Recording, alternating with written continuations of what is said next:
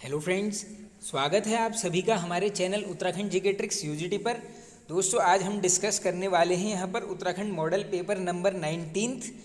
Friends, आज इस model paper में यहाँ पर कट ऑफ मार्क्स भी रखे गए हैं 62 प्लस। अगर आपके इसमें स्कोरिंग है तो आप ये मान लीजिए कि आपका सिलेक्शन लगभग हो ही जाएगा, क्योंकि दोस्तों ये जो मॉडल पेपर है दोस्तों, ये directly moderate to easy level का है। इसमें हार्ड क्वेश्चंस भी हैं और इजी भी हैं, एकदम जैसा लेवल रहता है यूकेपीएससी का, वो सभी क्वेश्चंस यहाँ पर लिए गए हैं। तो चलिए ज़्यादा टाइम वेस्ट नहीं करेंगे, वीडियो को स्टार्ट कर लेते हैं। आज का मॉडल पेपर फर्स्ट क्वेश्चन है दोस्तों हमारा, सूर्यकांत त्रिपाठी जी के किस काव्य में ललित गीतों का संग्रह है।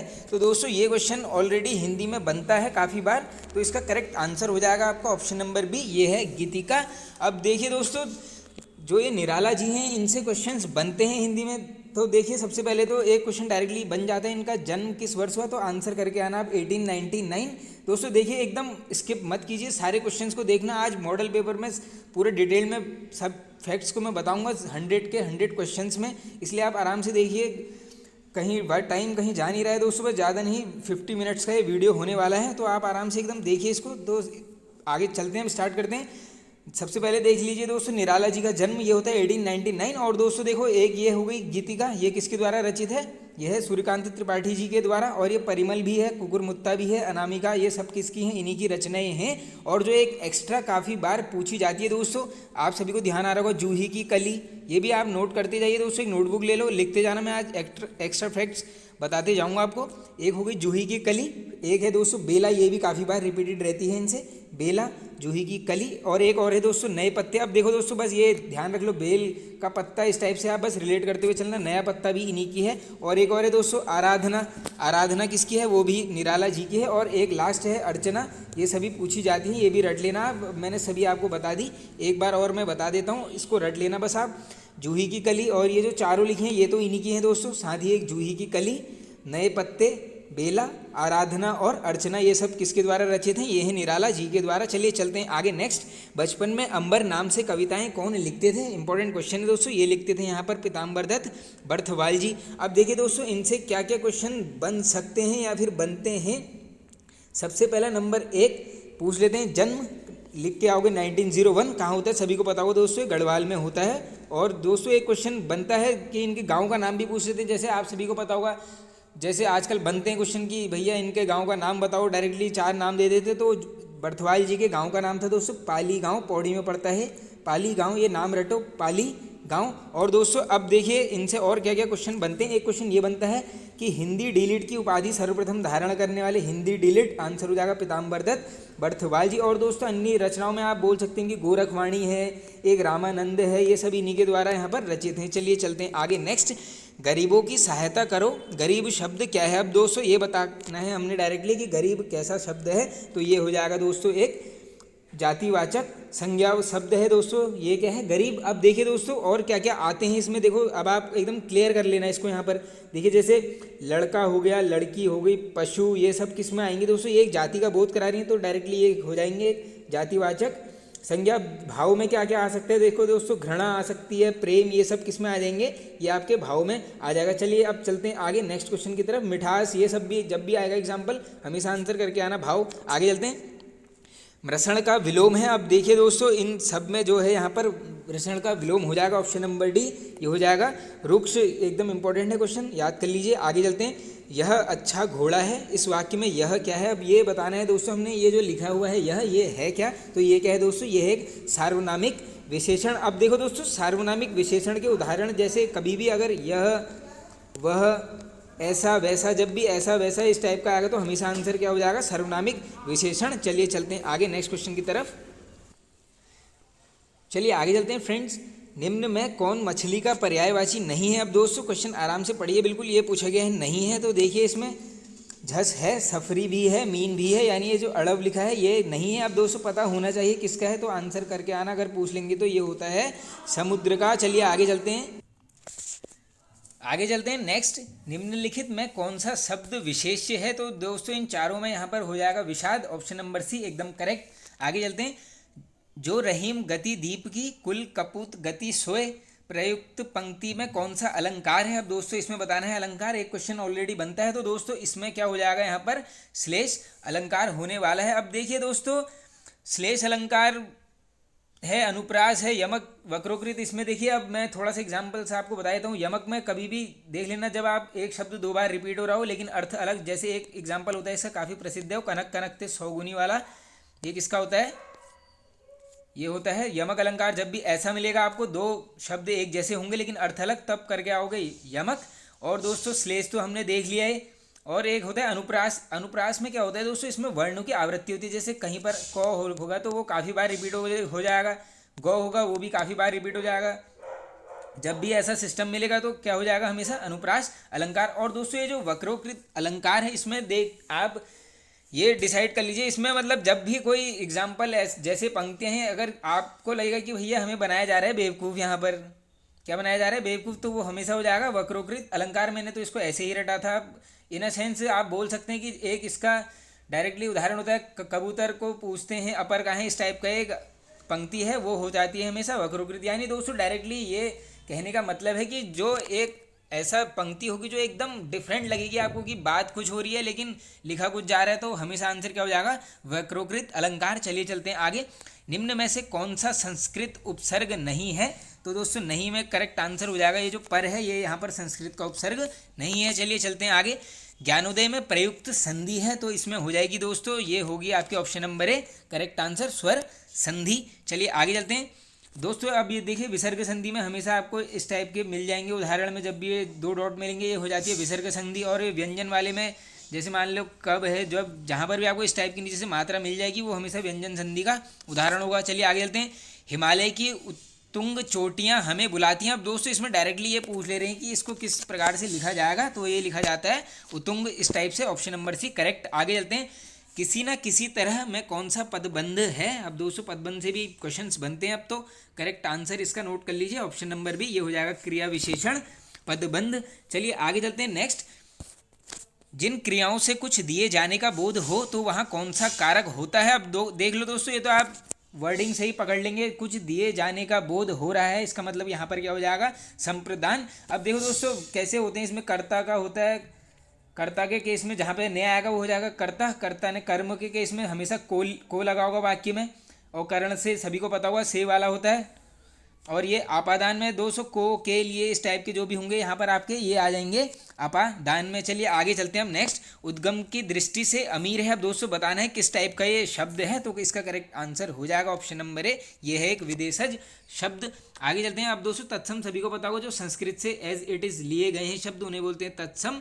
और तद्भव दोस्तों संस्कृत का थोड़ा सा मॉडिफाइड वर्जन आप बोल सकते हैं, एक स्टेप आगे के जो भी शब्द हैं उन्हें बोलेंगे तद्भव। आगे चलते हैं नेक्स्ट।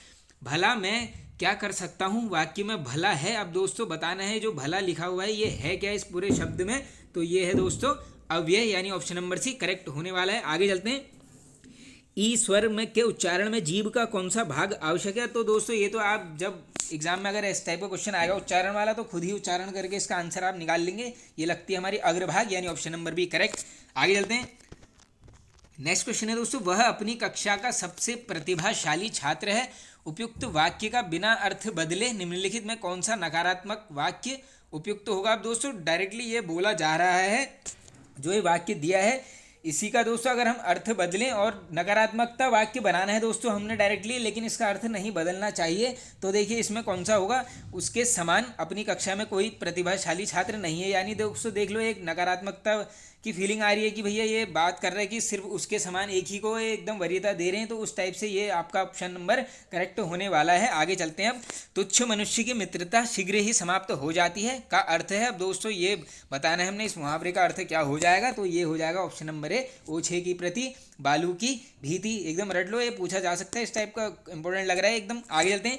पीत पत्रिकारिकता का आरंभ सर्वप्रथम कहाँ हुआ था? तो दोस्तों ये कहाँ पर होता है, करेक्ट आंसर हो जाएगा ऑप्शन नंबर सी, भारत में। अब देखो दोस्तों ये जो पीत पत्रकारिता है इसे डायरेक्टली आप बोल सकते हैं येलो जर्नलिज्म। आप सभी ने शब्द सुना होगा येलो जर्नलिज्म, ये बोलते हैं इसी को दोस्तों पीत पत्रकारिता। इसमें दोस्तों एकदम निर्भयता से एकदम जो चीज़ें लिखी जाएंगी, एकदम जो डिटेल्ड बातें होती हैं, मान लीजिए आप कोई एकदम घटना घटी है तो उसको छापेंगे, इस टाइप की जो भी चीज़ें होगी वो पीत पत्रकारिता में आएगी। और एक दोस्तों जो ये जापान नाम लिखा हुआ है, इससे क्वेश्चन बनता है कि पीत आतंक के नाम से किस देश को संबोधित करते हैं? पीत आतंक, ये रट लेना, अब ये स्टैटिक जीके में बनता है क्वेश्चन। ये हो गया आपका जापान, पीत आतंक के नाम से जापान को संबोधित किया जाता है। आगे चलते हैं, विविध भारती सेवा की शुरुआत किस वर्ष से हुई थी? ये क्वेश्चन तो हिंदी में रिपीटेड रहता है। Correct answer option number D, ये होती है दोस्तों 1957। और दोस्तों पूरी डेट अगर पूछ लेंगे तो 3 अक्टूबर 1957। और दोस्तों स्टार्टिंग जो ये हुई थी दोस्तों बम्बई मद्रास, इन दोनों जगह पर यहाँ पर क्या था, विविध भारतीय प्रसारण सेवा की शुरुआत की गई थी। पूछ लेंगे, जगह भी रट लेना, बम्बई और मद्रास। अब देखो दोस्तों ये हो गए हैं हिंदी के क्वेश्चंस कंप्लीट। अब आप एक नोटबुक में वैसे जज कीजिए कि आपके 20 में से आए कितने मार्क्स हैं। अगर इसमें दोस्तों आपके 14+ आ रहे हैं, इसका मतलब आपकी हिंदी भी बढ़िया चल रही है। और अगर फ्रेंड्स 14 से कम मार्क्स आपके आ रहे हैं तो इसका मतलब थोड़ा सा हिंदी में आप लोगों को ज़्यादा ज़रूरत है फोकस करने की, उसको स्ट्रॉन्ग पॉइंट बनाने की अपना। चलिए अब आगे चलते हैं। नेक्स्ट, राज्यपाल को शपथ कौन दिलाता है? तो दोस्तों ये क्वेश्चन सभी को पता होगा, ये कौन दिलाता है? उस राज्य का जो मुख्य न्यायाधीश होगा। और दोस्तों अगर डायरेक्टली ये पूछेंगे कि नियुक्त कौन करता है, उस केस में हो जाएगा आपका आंसर राष्ट्रपति। और टेन्योर इनका पता ही होगा आपको, 5 साल का कार्यकाल होता है, लेकिन राष्ट्रपति की इच्छानुसार ये पद तक बने रहते हैं। चलिए आगे चलते हैं। नेक्स्ट, दिल्ली सल्तनत में ऐसा कौन सा शासक जो शासक बनने से पूर्व टोपी सिलकर अपना गुजारा करता था? वेरी वेरी इंपॉर्टेंट क्वेश्चन दोस्तों। ये क्वेश्चन डायरेक्टली स्टैटिक जीके में काफ़ी बार रिपीटेड है, तो ये हो जाएगा आपका नसीरुद्दीन। काफ़ी इंपॉर्टेंट है, रट लेना एकदम। चलिए आगे चलते हैं। नेक्स्ट, राष्ट्रपति संसद में कुल कितने सदस्यों को मनोनीत करता है? तो देखिए दोस्तों क्वेश्चन आराम से पढ़ना, ये राज्यसभा पर्टिकुलर नहीं पूछा गया है, ये पूछा गया है संसद। संसद में क्या होता है, सब कुछ होता है, राज्यसभा और लोकसभा, यानी ये हो जाएगा आपका आंसर ऑप्शन नंबर डी। ये जो 12 लिखा है दोस्तों, ये डायरेक्टली कंफ्यूज करने के लिए आपको दिया गया है। यहाँ पर 12 आप सभी को पता है राज्यसभा में होते हैं, और 2 किस में होते हैं, 2 होते हैं यहाँ पर लोकसभा में। और दोस्तों एक डायरेक्टली अब मैं आपको 3 आर्टिकल बता देता हूँ एकदम ट्रिक से, बस ये ट्रिक आप याद कर लीजिए। पारा लो, अब ये पारा लो क्या है दोस्तों? पा है दोस्तों पार्लियामेंट, ये है आर्टिकल 79, रा से राज्यसभा आर्टिकल 80, और लो से लोकसभा यानी आर्टिकल 81। ये तीनों क्रम से हैं आर्टिकल 79, 80, 81, ये याद कर लो इस लाइन को। चलिए चलते हैं आगे। नेक्स्ट, महात्मा गांधी को सर्वप्रथम राष्ट्रपिता कहकर किसने संबोधित किया था? वेरी वेरी इंपॉर्टेंट क्वेश्चन, ये भी दोस्तों ऑलरेडी काफ़ी बार बना हुआ है। Correct answer Subhash Chandra Bose ji. आगे चलते हैं, पूर्वोत्तर परिषद में सिक्किम को किस वर्ष शामिल किया गया? दोस्तों सिक्किम वाला क्वेश्चन काफ़ी बार रिपीटेड है। Correct answer 1994, option number B. आगे चलते हैं, सिडनी रॉलेट की अध्यक्षता में रॉलेट कमेटी का गठन कब हुआ था? इंपॉर्टेंट क्वेश्चन है दोस्तों। करेक्ट आंसर हो जाएगा ऑप्शन नंबर सी, ये होता है 1917 में। अब दोस्तों एक सभी को पता होगा रॉलेट एक्ट किस वर्ष है, ये ऊपर ये डेट लिखी हुई है, उस समय कौन था वो पूछ लेते हैं, तो वो थे चैम्सफोर्ड। ये भी क्वेश्चन बनता है वैसे। आगे चलते हैं हम नेक्स्ट क्वेश्चन की तरफ। और दोस्तों यहीं पर अब थोड़ा सा एक पूछते हैं काफ़ी बार, असहयोग आंदोलन कब शुरू हुआ? ये होता है 1920। आगे चलते हैं हम नेक्स्ट, किस वाद के बाद सर्वोच्च न्यायालय ने कहा कि संसद संविधान के मूल अधिकारों में संशोधन नहीं करेगी? ये क्वेश्चन तो काफ़ी बार रिपीटेड है दोस्तों। ये यहाँ पर करेक्ट आंसर होगा ऑप्शन नंबर ए, गोकुलनाथ वाद के बाद होती है ये बातें। आगे चलते हैं नेक्स्ट, निम्न में किसको सेंट्रल लेजिस्लेटिव असेंबली का प्रथम भारतीय अध्यक्ष चुना गया था? दोस्तों आई होप इसका आंसर तो आप सभी कर लेंगे। Correct answer option number D, ये बोला गया था यहाँ पर विट्ठल भाई पटेल जी को। चलिए और दोस्तों ये जो जेबी कृपलानी नाम लिखा है ये सभी को पता होगा कौन थे, बताने की जरूरत तो है नहीं। चलिए आगे चलते हैं, प्रस्तावना में कितनी बार प्रकार की स्वतंत्रता की बात की गई है? तो दोस्तों ये डायरेक्टली पूछ लेते हैं इस आंकड़े को। Correct answer option number A, यानी ये है 5। आगे चलते हैं नेक्स्ट, जैन धर्म की पहली महिला तीर्थंकर कौन थी? अब दोस्तों ये क्वेश्चन भी बना हुआ है ऑलरेडी। करेक्ट आंसर होगा ऑप्शन नंबर सी, ये थी मल्लीनाथ। आगे चलते हैं नेक्स्ट, LTTE का पूर्ण रूप क्या है दोस्तों? फुल फॉर्म वाला क्वेश्चन आगे है, तो ये है दोस्तों लिबरेशन टाइगर्स ऑफ तमिल एलाम। ये रट लो आप इस चीज़ को, ऑप्शन नंबर भी एकदम करेक्ट होने वाला है। आगे चलते हैं अब नेक्स्ट, सन्यासी विद्रोह किस वर्ष से शुरू हुआ था? वेरी वेरी इंपॉर्टेंट क्वेश्चन दोस्तों। ये डायरेक्टली होता है यहाँ पर 1770 के आसपास से शुरू। और दोस्तों ये एक क्वेश्चन बनता है कि सबसे पहले किस प्रांत में हुआ था? तो दोस्तों अगर पहले पूछेंगे आंसर करके आओगे बंगाल, और वैसे दोस्तों बंगाल बिहार इन प्रांतों में काफ़ी ये फैल चुका था सन्यासी विद्रोह। वैसे स्टार्टिंग पूछेंगे तो आप बंगाल करके आना, 1770। आगे चलते हैं नेक्स्ट, निम्न में से गर्म जलधारा कौन सी है? तो दोस्तों इन सभी में कौन सी है? ये है ऑप्शन नंबर बी, अगुलहास जलधारा। और दोस्तों ये कहाँ पर बहती है? ये क्वेश्चन भी बनता है ऑलरेडी कि अगुलहास जलधारा कहाँ बहती है। ये आंसर हो जाएगा आपका हिंद महासागर, ये भी आप नोट कर लीजिए। चलते आगे चलते हैं, किसी अर्थव्यवस्था में मुद्रा के मूल्य और कीमत स्तर के बीच संबंध होता है? तो दोस्तों ये शब्दावलियां हैं इकोनॉमी की, ये क्वेश्चन भी बनते हैं। Correct answer option number B, ये बोला जाता है प्रतिलोम।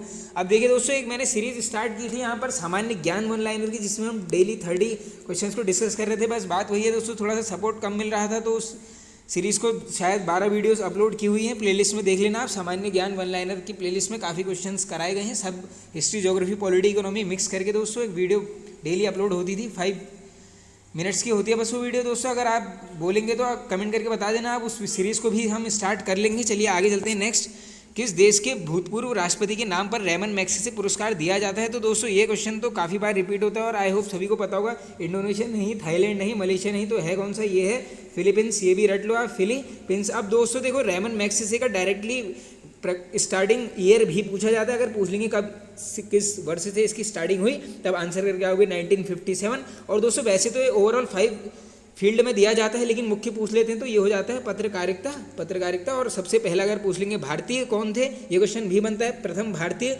रेमन मैग्सेसे पुरस्कार प्राप्त करता, उस केस में आंसर करके आओगे आचार्य विनोबा भावे जी। कब मिलता है? 1958, यानी 1 साल बाद ही इनको यहाँ पर ये दिया जाता है। और एक क्वेश्चन और बनता है दोस्तों स्टैटिक जीके में कि एशिया का नोबेल पुरस्कार किसे बोलते हैं? एशिया का नोबेल पुरस्कार, उस केस में भी आंसर करके आओगे रेमन मैग्सेसे अवार्ड। चलिए चलते हैं आगे अब नेक्स्ट क्वेश्चन की तरफ।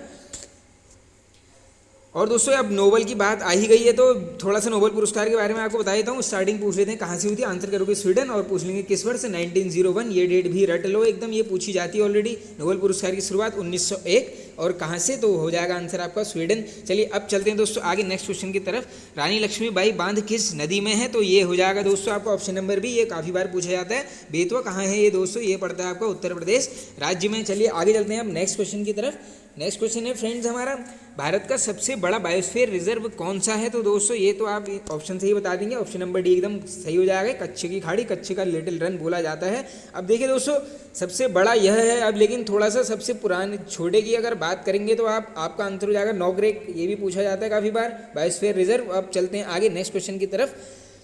आगे चलते हैं अब दोस्तों, गंगा की वह सहायक नदी कौन सी है जिसका उद्गम मैदानी क्षेत्र से है? तो ये करेक्ट आंसर आपका हो जाएगा ऑप्शन नंबर सी, ये है गोमती। अब देखिए दोस्तों, थोड़ा सा ये ऊपर वाले क्वेश्चन में अगर बायोस्फीयर रिजर्व आ ही गया है तो एक थोड़ा सा आपको मैं करंट का क्वेश्चन एक बता देता हूँ। आप इसको रट लेना, एकदम रट लेना, मतलब रट लेना, क्योंकि ये क्वेश्चन बनेगा ही, देखना आप। क्योंकि 54th टाइगर रिजर्व बन चुका है, करंट में है। कब बना है? 2022 में। कहाँ बना है? ये उत्तर प्रदेश में है। इसका नाम क्या है दोस्तों? रानीपुर राष्ट्रीय उद्यान। ये आप रट लीजिए ये क्वेश्चन को, रानीपुर राष्ट्रीय उद्यान Uttar Pradesh 54th national park, ये राष्ट्रीय उद्यान बन चुका है। एकदम से रट लेना इस क्वेश्चन को, डायरेक्टली पूछा जा सकता है आपसे। आगे चलते हैं अब नेक्स्ट क्वेश्चन की तरफ। लाल पांडा परियोजना किस वर्ष की है? तो दोस्तों ये जो लाल पांडा परियोजना है ये है यहाँ पर correct answer option number A, 1996 की है ये एकदम आप इसको याद कर लीजिए, पूछी जा सकती है दोस्तों। ये जो भी इंडेंजर्ड स्पीशीज से रिलेटेड योजनाएं निकलती हैं तो ये बन जाता है क्वेश्चन। आगे चलते हैं, विश्व पर्यावरण संरक्षण दिवस कब मनाया जाता है? इंपॉर्टेंट क्वेश्चन है दोस्तों, पूछा जाता है। Correct answer option number C, ये मनाया जाता है 26 नवंबर को। अब देखिए दोस्तों, थोड़ा सा इसमें एक क्वेश्चन ये भी बनता है, अगर ये पूछ लेंगे आपको कि 2022 में पर्यावरण दिवस की थीम क्या थी, उस केस में आंसर क्या करके आओगे? ओनली वन अर्थ, ये पूछी जाती है दोस्तों थीम, ओनली वन अर्थ। ये आप रट लीजिए, लिख ले लो कहीं पर, ओनली वन अर्थ क्या है? ये है दोस्तों पर्यावरण दिवस की थीम, कब? 2022 की। और दोस्तों एक इससे पहले थोड़ा सा एक क्वेश्चन आप नोट कर लीजिए, जो ऊपर ये लाल पांडा वाला क्वेश्चन है दोस्तों, पूछ लेते हैं कहाँ मिलते हैं, तो आप रट लेना, इसको भी रट लो आप। वेस्ट बंगाल में ये पाए जाएंगे, कहाँ पर? कौन से वाले उद्यान में? ये पाए जाएंगे सिंह लीला राष्ट्रीय उद्यान में। ये पाए जाएंगे कहाँ पर? पश्चिम बंगाल में। चलिए चलते हैं आगे। अब दोस्तों ये पर्यावरण दिवस की थीम याद कर लेना आप, ओनली वन अर्थ। चलिए आगे चलते हैं नेक्स्ट। एडीबी की स्थापना कब हुई दोस्तों? इसे बोला जाता है यहाँ पर एशियन डेवलपमेंट बैंक। तो इसकी अगर स्थापना पूछी जाएगी आपसे, आप करके आओगे आंसर 1966। और दोस्तों एक क्वेश्चन डायरेक्टली बन जाता है कि एडीबी का मुख्यालय कहाँ पर है, उस केस में आंसर आप करके आओगे मनीला। बैंक में क्या करने जाओगे? पैसे लेने देने, कुछ भी होगा, बस ये रिलेट कर लो, बैंक मतलब मनीला। और ये मनीला कहाँ पड़ता है? ये पड़ता है फिलीपींस में। आगे चलते हैं नेक्स्ट। वॉल स्ट्रीट किसका नाम है? अब तो दोस्तों ये जो नाम है यहाँ पर correct answer option number A, New York का स्टॉक एक्सचेंज। ये क्वेश्चन दोस्तों मैंने कराया हुआ है ऑलरेडी, ये शायद सामान्य ज्ञान वन लाइनर की सीरीज में एक बार कराया हुआ है क्वेश्चन। आगे चलते हैं। विश्व का पहला राष्ट्रीय उद्यान येलो स्टोन किस देश में स्थापित किया गया था? वेरी वेरी इंपॉर्टेंट क्वेश्चन दोस्तों। ये यहाँ पर कहाँ पर किया गया था? अमेरिका में। अब दोस्तों देखिए, विश्व का पहला है, इसका मतलब डायरेक्टली ये पूछी जा सकती है आपसे डेट, तो ये इसका कब होता है इसकी स्थापना 1872, कहाँ पर, अमेरिका में, एकदम रट लो, नाम है येलोस्टोन नेशनल पार्क। अब चलते हैं आगे। भारत की राष्ट्रीय आय में सर्वाधिक योगदान है, तो दोस्तों ये तो आप सभी, ये काफ़ी बार रिपीटेड होता है, आई होप सभी को पता होगा, ये विनिर्माण जो भी क्षेत्र होगा उसका यहाँ पर होता है, ऑप्शन नंबर सी करेक्ट। आगे चलते हैं। जनसंख्या दिवस कब मनाया जाता है, तो दोस्तों ये मनाया जाता है यहाँ पर, correct answer option number D 11 जुलाई। और दोस्तों इस बार की थीम पूछी जा सकती है, क्योंकि आप सभी को पता होगा पॉपुलेशन टोटल 8 बिलियन क्रॉस कर चुकी है, तो इस बार की थीम भी यही है, 8 बिलियन की दुनिया। ये रट लो थीम को, 8 बिलियन की दुनिया किसकी थीम है, वर्ल्ड पॉपुलेशन देखिए, अगर पूछ लेंगे जनसंख्या दिवस की थीम, आंसर करके आओगे 8 बिलियन की दुनिया। आगे चलते हैं। वैश्वीकरण का अर्थ है, अब दोस्तों ये पूछा गया है कि वैश्वीकरण का अर्थ क्या है, तो इसके हिसाब से होगा घरेलू अर्थव्यवस्था का वैश्विक अर्थव्यवस्था के साथ एकीकरण। चलिए आगे चलते हैं। नेक्स्ट, भारत ने सर्वप्रथम राष्ट्रमंडल खेलों में किस वर्ष भाग लिया, दोस्तों ये क्वेश्चन बनता है, correct answer option number C, ये लिया गया था दोस्तों 1934 में। अब देखो दोस्तों, डायरेक्टली राष्ट्रमंडल खेलों की स्थापना भी पूछी जाती है, उस केस में आंसर ये वाला हो जाएगा 1930। अगर पूछ लेंगे डायरेक्टली राष्ट्रमंडल खेलों की स्थापना, ये होगा 1930। और दोस्तों ये भी पूछते हैं कि कहाँ से स्टार्ट हुआ था, आंसर करके आओगे कनाडा, ये भी रट लो एकदम। आगे चलते हैं नेक्स्ट। दोस्तों देखिए, अगर ये मॉडल पेपर आप सभी को पसंद आ रहा है तो फ्रेंड्स इसको अपने सर्कल में ज़्यादा से ज़्यादा शेयर कीजिए दोस्तों, अपने भाई को थोड़ा सपोर्ट करो दोस्तों। चैनल को, अभी नया नया चैनल है दोस्तों, आप सबके सपोर्ट की काफ़ी आवश्यकता है दोस्तों। चलिए आगे चलते हैं हम नेक्स्ट। किस वर्ष अमेरिका द्वारा अलास्का को रूस से खरीदा गया था, अब ये क्वेश्चन भी बनता है, correct answer option number B 1857। दोस्तों ये जो इस टाइप के क्वेश्चंस होते हैं ये काफ़ी बार रिपीटेड होते हैं, बनते हैं ये काफ़ी बार इस टाइप के क्वेश्चंस। चलिए आगे चलते हैं।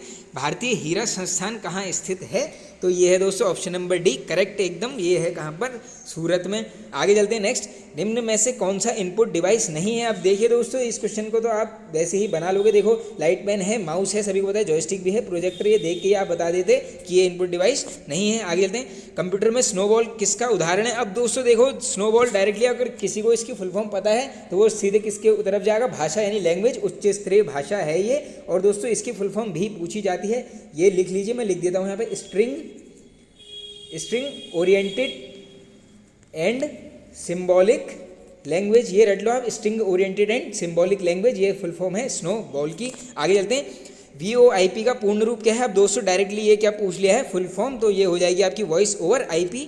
आगे चलते हैं आप। और दोस्तों एक शब्द और है ISP, इसकी फुल फॉर्म पूछ लेते हैं, आंसर करके आना इंटरनेट सर्विस प्रोवाइडर। आगे चलते हैं हम नेक्स्ट क्वेश्चन की तरफ। प्रोसेसर की गति कैलकुलेट करने के लिए डैश का प्रयोग किया जाता है, अब तो दोस्तों ये तो एकदम आसान क्वेश्चन हो जाएगा आपका, ये हो जाएगा MIPS। आगे चलते हैं नेक्स्ट क्वेश्चन की तरफ। भारत का पहला 100% महिला स्वामित्व वाला औद्योगिक पार्क कहाँ खोला गया, अब दोस्तों ये थोड़ा सा करंट का क्वेश्चन है, ये बनते हैं इस टाइप के question, correct answer option number B, ये खोला गया है यहाँ पर हैदराबाद में। आगे चलते हैं next. Vikram Sarabhai children innovation centre की किस राज्य में खोला गया है, ये भी दोस्तों थोड़ा सा करंट का क्वेश्चन है, तो ये खोला गया है कहाँ पर, गुजरात राज्य में। आगे चलते हैं हम नेक्स्ट। PM मोदी द्वारा कहाँ एशिया के सबसे बड़े गोवर्धन प्लांट का लोकार्पण किया, तो ये क्वेश्चन दोस्तों देखो मोदी जी से तो बनेगा क्वेश्चन, देख लेना आप, या तो कोई योजना आ जाएगी या फिर उनके द्वारा कुछ ना कुछ प्रमुख कार्य आ जाएगा। एक उत्तराखंड में भी किया है, वो मैंने PSLV 35 लॉन्च किया गया है उनके द्वारा, ये मैंने आपको क्वेश्चन 1 लाइनर वाली सीरीज़ में कराया है जब हम यहाँ पर डिस्कस कर रहे थे करंट अफेयर्स भी। तो देखिए दोस्तों इसका आंसर नोट कीजिए आप, इंदौर में ये यहाँ पर इन्होंने लोकार्पण किया है किसका, एशिया का सबसे बड़ा गोवर्धन प्लांट का। आगे चलते हैं आप नेक्स्ट। ऐसे भी पूछ सकते हैं कि किसने किया, आंसर हो जाएगा PM मोदी। आगे चलते हैं। विषम को चुनिए, अब दोस्तों आगे हैं रीजनिंग के क्वेश्चन, आप देख लेते हैं दोस्तों इसमें विषम क्या है, देखिए पैटर्न के हिसाब से चलेंगे एकदम। देखिए B है, फिर FJ ऐसे बन रहा है, तो देखिए B के बाद गैपिंग देख लो दोस्तों, B के बाद क्या था CDEF या GHI, यानी देखो दोस्तों सब में 3 की गैपिंग आ रही है। लेकिन अब ये B वाले ऑप्शन को देखते हैं, MNOPQRST, लेकिन देखो दोस्तों ये T में जो है 2 के बाद ही गैप आ जा रहा है, तो इसका मतलब मेरे हिसाब से तो ऑप्शन नंबर भी आपका एकदम करेक्ट होने वाला है, आप इसको आराम से कर लीजिए। चलिए आगे चलते हैं दोस्तों। नेक्स्ट क्वेश्चन है 7, उसके बाद है दोस्तों 24। अब इसके बाद वाला क्रम बताना है। अब तो देखो दोस्तों क्रम कैसा बन रहा है ऑलरेडी, देखिए मेरे हिसाब से तो 7 × 3 + 3 वाला क्रम बन रहा है। आप देख लीजिए पहले वाले डिजिट से 3 को इंटू कर लो, अगर B वाले को करता हूँ मैं तो इस केस में देख लेते हैं, ये 23 × 3 ये कितना हो जाएगा दोस्तों, 3 3 9 और ये हो जाएगा 69 + 3 कितना हो जाएगा 72। हाँ बिल्कुल करेक्ट है, यानी दोस्तों ऑप्शन नंबर B एकदम करेक्ट हो जाएगा। आगे चलते हैं नेक्स्ट। यदि A को B लिखते हैं, B को C, C को D, इसी प्रकार आगे भी चलते हैं, तो दोस्तों स्मार्ट को कैसे लिखेंगे, दोस्तों डायरेक्टली देख लीजिए, ये एकदम आसान क्वेश्चन है। A को B यानी एक अल्फाबेट आगे बढ़ना है, तो स्मार्ट को PQR S के बाद क्या आता है T, वैसे ही M के बाद आ जाएगा N, A के बाद B और आर के बाद एस और टी के बाद यू, यानी TNBSU कहाँ पर बन रहा है? TNBSU, ऑप्शन नंबर सी एकदम करेक्ट हो जाएगा, ऑप्शन नंबर सी। आगे चलते हैं हम नेक्स्ट। 4 लड़कियां हैं दोस्तों, G1 G2 3 4 और 3 लड़के हैं B2 3 1 2 3। एक रात्रि भोज में इस प्रकार बैठना है जिससे कोई भी 2 लड़कियां 2 लड़के एक साथ ना बैठें। यदि वे सब लगातार एक के बाद एक बैठ रहे हैं तो B2 और G3 के बैठने की स्थिति क्रमशः क्या होगी? दोस्तों अगर आप इस क्वेश्चन को आराम से बैठ के करोगे, पॉज करके, एकदम सबसे आसान क्वेश्चन है ये रीजनिंग का। इसका मैं आपको पहले आंसर बता देता हूँ। ये हो जाएगा दोस्तों चतुर्थ और पंचम। इसका क्रम देखिए कैसे बनना है। देखिए 4 लड़कियाँ हैं, G1 G2 3 4 और दोस्तों कैसे बैठना है कि दोस्तों एक लगातार नहीं आएंगे, यानी देखिए G1 बैठेगा तो B1, G2 के साथ बैठ जाएगी B2, फिर G3 होगा तो यानी यहाँ पर B3 हो जाएगा और उसके बाद लास्ट एक बच जाएगी G4। अब दोस्तों क्या पूछ रहे हैं? B2 और G3 की बैठने की स्थिति, B2 और G3 के बैठने की स्थिति बताओ। तो देख लो 1 2 3 4 चौथे नंबर में आ रही है और ये है G3 पाँचवीं में, चतुर्थ और पंचम। ये एकदम आसान क्वेश्चन था। चलिए चलते हैं आगे। 1816 में किस स्थान पर ऑक्टर लोनी ने अब देखिए दोस्तों ये आ गए हैं उत्तराखंड के क्वेश्चन, वहाँ भी खत्म हो चुका है स्टैटिक जी के। गोरखाओं को संगोली की संधि के लिए विवश किया था। अब दोस्तों ये क्वेश्चन बनता है, करेक्ट आंसर हो जाएगा ऑप्शन नंबर सी, ये है मकवानपुर। चलिए चलते हैं आगे। स्वतंत्रता आंदोलन के दौरान लाला लाजपत राय किस वर्ष देहरादून आए थे? अब दोस्तों ये क्वेश्चन भी ऑलरेडी बना हुआ है, correct answer option number D, ये आते हैं वर्ष 1920। आगे चलते हैं। उत्तराखंड से किसे ऑफिसर ट्रेनिंग स्कूल सिंगापुर का कमांडर नियुक्त किया था? तो दोस्तों ये तो आई होप आप सभी को पता ही होगा, correct answer option number B, ये किया गया था चंद्र सिंह नेगी जी को। आगे चलते हैं। पिथौरागढ़ और चंपावत को कौन सा दर्रा जोड़ता है? तो दोस्तों ये पी को सी से जोड़ता है, correct answer option number C, ये है लास्पा दर्रा। और दोस्तों सुंदर ढुंगी, सिनला, रालम, ये कहाँ पर हैं? ये है पिथौरागढ़ में, बनते हैं क्वेश्चन है दर्रों से भी काफ़ी बार। चलिए आगे चलते हैं नेक्स्ट क्वेश्चन की तरफ। नेक्स्ट क्वेश्चन है दोस्तों, गोविंद बल्लभ पंत को मुंबई से 1942 में गिरफ्तार कर किस जेल में रखा गया था? अब ये बनता है question, correct answer option number A, ये किया गया था इन्हें अहमदनगर जेल में नज़रबंद। आगे चलते हैं नेक्स्ट। 1929 में लाहौर कांग्रेस के वार्षिक अधिवेशन में कुमाऊं का प्रतिनिधित्व किसने किया था? ये क्वेश्चन भी बना हुआ है, correct answer option number D, Harshdev Oli ji द्वारा। आगे चलते हैं नेक्स्ट क्वेश्चन की तरफ। अनसुईया प्रसाद बहुगुणा को किस वर्ष गढ़वाल युवा सम्मेलन का अध्यक्ष चुना गया? देख लीजिए दोस्तों कितना बढ़िया सा क्वेश्चन है, ऐसे ही क्वेश्चन बनेंगे अब, करेक्ट आंसर हो जाएगा ऑप्शन नंबर सी, 1921। आगे चलते हैं। चंद्र सिंह गढ़वाली पर डाक टिकट किस वर्ष जारी किया गया? अब दोस्तों ये क्वेश्चन वन लाइनर में 2 बार करा चुका हूँ, correct answer option number B, 1994। आगे चलते हैं। उस व्यक्ति को क्या कहते थे जो सीमावर्ती मार्गों पर प्रत्येक व्यक्ति पर कड़ी नज़र रखता था? तो दोस्तों जब भी ऐसा पूछेंगे कि मार्गों पर नज़र रखने वाला, उस केस में आंसर कर लोगे वर्मपाल, और नदी उस टाइप का क्वेश्चन पूछेंगे तो ये नरपति हो जाएगा। प्रांतपाल दोस्तों ये द्वार वार में लगते थे, एकदम आप पढ़ लेना शब्दावलियों को। आगे चलते हैं। मृत्युंजय बापू के प्रति श्रद्धांजलि किस पत्र के प्रथम अंक में छपा था? काफ़ी इंपॉर्टेंट क्वेश्चन है, करेक्ट आंसर हो जाएगा आपका option number A, Kumaon Rajput पत्र में ये क्वेश्चन बनता है, पढ़ लीजिए। चलते हैं आगे। चित्रेश्वर मुद्राएं किस वंश से संबंधित है? दोस्तों चित्रेश्वर आएगा या छत्रेश्वर, जो भी आएगा आंसर करके आओगे ऑप्शन नंबर डी, कुलिंद। और कुलिंद वंश का सबसे शक्तिशाली शासक पूछ लेते हैं, आंसर हो जाएगा ए से अमोद्य भूति। आगे चलते हैं नेक्स्ट।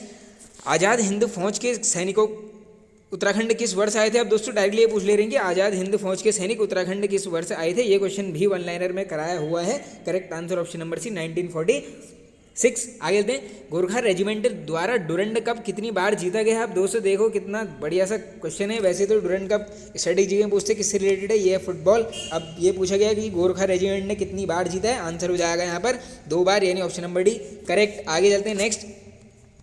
महिला जागृति पत्र का प्रकाशन किसके द्वारा किया गया था? दोस्तों ये क्वेश्चन शायद मैंने 2 या 3 दिन पहले ही वन लाइनर में कराया हुआ है, मुझे पूरा याद है। ये है तुलसी रावत जी की, आप देख लेना 2 या 3 दिन पहले की जो हमारी वन लाइनर वाली सीरीज़ है। स्टार्टिंग में जो क्वेश्चन है ये दूसरा या तीसरा ही क्वेश्चन था, या फिर दोस्तों मुझे ऐसा लग रहा है जो परसों एक वीडियो में जो एंड में हमने यहाँ पर उत्तराखंड के प्रमुख पत्र पत्रिकाएं डिस्कस की हैं, मैंने शायद ये उसमें कराया हुआ है, लेकिन मुझे याद है कराया है मैंने। आगे चलते हैं नेक्स्ट। लॉर्ड कर्जन किस वर्ष उत्तराखंड आए थे? तो दोस्तों ये तो काफ़ी बार पूछा गया है क्वेश्चन, ऑलरेडी आप सभी बता देंगे, 1903, करेक्ट। और दोस्तों स्टैटिक जीके में ये क्वेश्चन बनता है कि बंगाल विभाजन 1905 कौन था? आंसर हो जाएगा यही था, लॉर्ड कर्जन। आगे चलते हैं next. University of petroleum and energy studies कहाँ स्थित है? तो दोस्तों इस टाइप की जब भी संस्थाएं आएंगी आंसर हमेशा हो जाएगा देहरादून। आगे चलते हैं। स्थायी राजधानी हेतु 38 दिन के अनशन के बाद कौन शहीद हुए थे? तो दोस्तों 38 दिन के बाद सभी को पता है, ऑप्शन नंबर है श्रीदेव सुमन जी यहाँ पर शहीद हो गए थे। और दोस्तों एक डायरेक्टली क्वेश्चन ये पूछा जाता है कि गणदेश सेवा संघ की स्थापना कहाँ पर हुई थी? कहाँ पर, मतलब दिल्ली में, जो भी उत्तराखंड से बाहर है, ये क्वेश्चन बन सकता है। आगे चलते हैं नेक्स्ट। मीना बाजार कहाँ स्थित है? तो दोस्तों ये हो जाएगा आपका ऑप्शन नंबर सी, ये हो जाएगा लोहाघाट। आगे चलते हैं। केदारनाथ वन्य जीव विहार कितने जनपदों में स्थित है? तो दोस्तों ये है यहाँ पर ऑप्शन नंबर बी, 2 जनपदों में ये स्थित है। और दोस्तों ये जो वन्य जीव विहार हैं, चाहे नेशनल पार्क हो हमारे, इनको आप एकदम बढ़िया से पढ़ के ही जाना है। इनसे एक क्वेश्चन वैसे बनता है लगभग। चलिए आगे चलते हैं नेक्स्ट क्वेश्चन की तरफ। अनुसूचित जनजाति की सबसे कम जनसंख्या प्रतिशत में किस जनपद में है? अब दोस्तों कल ही एक वीडियो कराया है सेंसस पॉपुलेशन का, अब आप खुद ही देख लीजिए उसमें क्वेश्चन है या नहीं है। तो दोस्तों ये करेक्ट आंसर आपका हो जाएगा ऑप्शन नंबर डी, ये है टिहरी में। अब देखिए दोस्तों, अब थोड़ा सा एक मैं आपको कुछ चीज़ें बताना चाहता हूँ। देखो दोस्तों, एक टॉपिक वाइज जो एमसीक्यू सीरीज़ है टॉपिक वाइज वाली, उसका आप प्लेलिस्ट बनिए। उस जितनी भी वीडियोज़ हैं दोस्तों, उनको तो आप एकदम छोड़िएगा नहीं। उनको एक वीडियो चाहे आपको 3 बार देखनी पड़े, आप उसको देखना दोस्तों, क्योंकि एक टॉपिक से लगभग दोस्तों 200 एमसीक्यूज़ कराते हैं उसमें। तो दोस्तों ऑब्वियस सी बात है, क्वेश्चन बनेगा दोस्तों उस वीडियो से 110% बनेगा, क्योंकि लगभग सब कवर किया हुआ है एक ही वीडियो में दोस्तों। इसी क्रम में उसमें मुझे लग रहा है कि 21+ हमने वीडियोज़ डिस्कस कर लिए हैं दोस्तों। ओवरऑल इसमें 50 वीडियो आने वाली हैं। इसमें पूरे उत्तराखंड का सिलेबस, सारे टॉपिक्स कवर हो जाएंगे। अभी 21 हो चुके हैं। और दोस्तों जो 1 लाइनर वाली सीरीज़ है, इसे तो आप डेली मॉर्निंग में देखा ही कीजिए, ये 10 से 11 बजे के बीच आ जाती है। अब आप कमेंट बॉक्स में वो बता देना कि सामान्य ज्ञान वाली सीरीज़ चलाएं, उसमें डेली 30 क्वेश्चन डिस्कस कर लेंगे। History, geography, polity, economy, computer सब मिला के मैं 5-5 क्वेश्चन का एक बढ़िया सा पैटर्न बना के आप सभी के आगे लेकर आऊँगा। तो दोस्तों बस कंटेंट की आप चिंता मत कीजिए, बिल्कुल आपका भाई आपके लिए A1 कंटेंट लाने वाला है। बस आपका हमें एक ही चीज़ चाहिए दोस्तों, सपोर्ट कीजिए बस चैनल को। चलिए आगे चलते हैं नेक्स्ट क्वेश्चन की तरफ। उत्तराखंड मोबाइल ई कोर्ट सेवा शुरू करने वाला पहला राज्य है। इसमें कितने जिलों की में सेवा शुरू हुई है? तो दोस्तों देखो, सबसे पहले तो ये क्वेश्चन इंपॉर्टेंट इसलिए बन गया क्योंकि ई कोर्ट सेवा करने वाला पूछ लेंगे। देश का पहला राज्य, आंसर करके आओगे उत्तराखंड। अब ये दोस्तों कहाँ कितने जनपदों में स्टार्ट हुई है? ऑप्शन नंबर बी करेक्ट है, 5। यानी आगे चलते हैं हम नेक्स्ट। गढ़वाल सर्वदलीय परिषद की स्थापना किस वर्ष हुई थी? अब दोस्तों देखो, थोड़ा सा प्रिंटिंग मिस प्रिंट है, आप आराम से पढ़ लीजिए इसको। तो दोस्तों ये यहाँ पर हुई थी, correct answer option number C, 1928। आगे चलते हैं नेक्स्ट। किसके द्वारा Uttarakhand police wife welfare association का गठन किया गया? दोस्तों इंपॉर्टेंट क्वेश्चन है, बन सकता है। Correct answer option number D, Alaknanda Ashok ji के द्वारा। आगे चलते हैं। आदि कैलाश पर्वत की तलहटी पर कौन सा ताल स्थित है? तो ये हो जाएगा दोस्तों करेक्ट आंसर इसका, ये हो जाएगा आपका ऑप्शन नंबर सी। हाँ एकदम करेक्ट है, पार्वती ताल। चलिए आगे चलते हैं दोस्तों। आगे चलने से पहले थोड़ा सा आपको ये जो वाला क्वेश्चन है, सर्वदलीय परिषद की स्थापना, ये तो सही है, करी गई है 1928। लेकिन दोस्तों मैं थोड़ा सा आपको बताना भूल गया है किसने करी। तो ये की गई है यहाँ पर जयानंद भारती जी द्वारा। ये क्वेश्चन भी बन सकता है दोस्तों, इसको भी आप रट लेना एकदम। आगे चलते हैं। उत्तराखंड की धरती पर गांधीवादी आंदोलन को शुरू करने का श्रेय जाता है। अब दोस्तों गांधीवादी नहीं भी होगा, अगर डायरेक्टली ये पूछेंगे कि उत्तराखंड की धरती पर आंदोलन, आंसर हो जाएगा जगमोहन सिंह नेगी जी। और हाँ दोस्तों, ये आज क्वेश्चन कराया हुआ है, इसमें मैंने ये लिया था कि उत्तराखंड के प्रथम, नहीं दोस्तों, सॉरी, ये इसका आंसर ये नहीं होगा, सॉरी, इसका आंसर होगा प्रयागदत्त पंत जी। अगर पूछेंगे उत्तराखंड की धरती पर आंदोलन की शुरुआत, आंसर हो जाएगा प्रयागदत्त पंत। तो ये क्वेश्चन भी कराया हुआ है। और दोस्तों एक क्वेश्चन ये है वो, सॉरी, कि प्रथम व्यक्तिगत सत्याग्रही, उत्तराखंड के प्रथम व्यक्तिगत सत्याग्रही वो हैं ये जगमोहन सिंह नेगी जी। और इनका मैंने आज गृह जनपद लिया है, उसमें वो है पौड़ी गढ़वाल। बस इसको आप रट लो। और दोस्तों अगर ये पूछेंगे आंदोलन प्रथम कौन था, आंसर करके आओगे प्रयागदत्त पंत जी। आगे चलते हैं। मातृभूमि के सत्यनिष्ठ सेवक की संज्ञा मोहनलाल शाह को किसके द्वारा प्रदान की गई थी? अब देखो दोस्तों कितना बढ़िया सा क्वेश्चन है, ये ऐसा बन सकता है। करेक्ट आंसर शांतिलाल त्रिवेदी जी द्वारा। डायरेक्टली ये भी पूछ सकते हैं कि मातृभूमि के सत्यनिष्ठ सेवक किसका उपनाम है या फिर ये उपाधि किसे दी गई है, आंसर करके आओगे मोहनलाल शाह जी को। आगे चलते हैं नेक्स्ट। गांधी जी के कहने पर राम सिंह धोनी ने अपनी गिरफ्तारी किस स्थान पर दी थी? तो आई होप दोस्तों ये तो आप बता ही देंगे, ये दी थी इन्होंने यहाँ पर बद्रीनाथ में। ये क्वेश्चन भी बनता है राम सिंह धोनी जी से। आगे चलते हैं। 1941 में डोला पालकी सम्मेलन किस स्थान पर हुआ था? तो ये होता है दोस्तों ऑप्शन नंबर डी, यहाँ पर लैंसडाउन पौड़ी में। आगे चलते हैं नेक्स्ट। कुर्मांचल समाज सुधार सम्मेलन किस मंदिर में आयोजित किया गया था? Very important question. तो ये किया गया था ऑप्शन नंबर बी, बद्रीश्वर मंदिर में। दोस्तों ये बनता है क्वेश्चन, ये सभी क्वेश्चन वैसे कभी ना कभी पूछे ही गए, ये कहाँ है, ये कहाँ है, ये सब मंदिरों से भी पढ़ते हुए चलना। अब एकदम आगे चलते हैं। अंग्रेज प्रशासन ने अल्मोड़ा की सर्वाधिक खतरनाक व्यक्ति की संज्ञा किसे दी थी? अब ये क्वेश्चन भी बना है दोस्तों, ये दी गई थी यहाँ पर, ये ऑप्शन नंबर ए सरला बहन जी को। चलिए आगे चलते हैं हम नेक्स्ट। भाबर की रामकथा नामक लेख किसने लिखा? तो दोस्तों ये यहाँ पर लिखा जाता है, correct answer option number C Ram Singh Dhoni ji के द्वारा। आगे चलते हैं। सारे देश में चुनाव द्वारा एक आम सीट पर निर्वाचित होने वाले प्रथम हरिजन सदस्य कौन थे? दोस्तों ये क्वेश्चन भी बना हुआ है, correct answer option number D, ये थे बिहारी लाल चौधरी जी। आगे चलते हैं नेक्स्ट। कंडाली का फूल कितने वर्षों में खिलता है? तो correct answer option number D 12 वर्षों में ये खिलता है। आगे चलते हैं। देवसारी जल विद्युत परियोजना किस नदी पर स्थित है? ये भी क्वेश्चन कराया हुआ है, करेक्ट आंसर हो जाएगा ऑप्शन नंबर बी, ये है पिंडर नदी पर। और दोस्तों पूछ लेते हैं पिंडर नदी पर स्थित अंतिम गाँव, आंसर हो जाएगा खाती, ये भी रट लो आप। अब देखो देवसारी कहाँ पर होगा, ये वैसी नाम से बदल रहा है, चमोली में है ये कौन सी परियोजना। आगे चलते हैं। गोल्डन येलो यूलोफिया नामक दुर्लभ ऑर्किड प्रजाति का पौधा किस राष्ट्रीय उद्यान से प्राप्त हो? वेरी वेरी इंपॉर्टेंट दोस्तों, ये क्वेश्चन भी कराया हुआ है वन लाइनर की सीरीज में ही, करंट अफेयर्स के साथ। आंसर गलत नहीं होना चाहिए, आंसर हो जाएगा ऑप्शन नंबर डी, ये है कॉर्बेट राष्ट्रीय उद्यान में। ये डायरेक्टली पूछेंगे इस क्वेश्चन को, बनेगा दोस्तों एक न एक एग्जाम में ये पक्का बनेगा। आगे चलते हैं। हाल में चर्चा में रही निजमुला घाटी कहाँ स्थित है? तो दोस्तों ये करेक्ट आंसर होगा आपका ऑप्शन नंबर सी, ये है दोस्तों गोपेश्वर। अब दोस्तों ये मेरे हिसाब से साहसिक पर्यटक केंद्र के हिसाब से इसको विकसित किया जा रहा है, इसीलिए थोड़ा सा यहाँ पर चर्चा में रही है। अगर कोई और कारण है तो आप कमेंट बॉक्स में जरूर बताना। आगे चलते हैं। भोजपत्र का वैज्ञानिक नाम क्या है? तो करेक्ट आंसर हो जाएगा ऑप्शन नंबर ए, ये है दोस्तों बेद्युला न्यूट्रिस, ये करेक्ट आंसर आपका ऑप्शन नंबर ए। आगे चलते हैं नेक्स्ट। नहरों से सर्वाधिक सिंचाई किस जनपद में होती है? तो दोस्तों ये तो आप ऑप्शन के हिसाब से कर लेंगे, उधम सिंह नगर करेक्ट हो जाएगा ऑप्शन नंबर डी। आगे चलते हैं।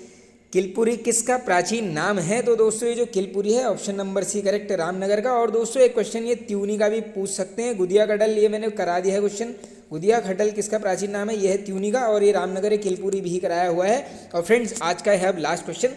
उत्तराखंड में वृक्ष मित्र किसे कहा जाता है? तो दोस्तों ये किसे बोलते हैं? दामोदर राठौड़ जी को, करेक्ट आंसर हो जाएगा आपका ऑप्शन नंबर बी। अब दोस्तों विश्वेश्वर दत्त सकलानी, वो वृक्ष मानव अलग है, ये वृक्ष मित्र पूछा गया है, मानव कंफ्यूज मत होना, उसके इसमें आंसर ये होगा आपका। तो फ्रेंड्स ये होता है वीडियो एंड। आई होप आप सभी को पसंद आएगा दोस्तों, पसंद आया तो एक लाइक कर दीजिए दोस्तों, कमेंट करके बताइए आपको कैसा लगा दोस्तों। इस वीडियो को ज़्यादा से ज़्यादा शेयर कीजिए दोस्तों, सपोर्ट कीजिए अपने भाई को, चैनल पर नए हैं तो सब्सक्राइब कर लीजिए। Okay friends, thank you.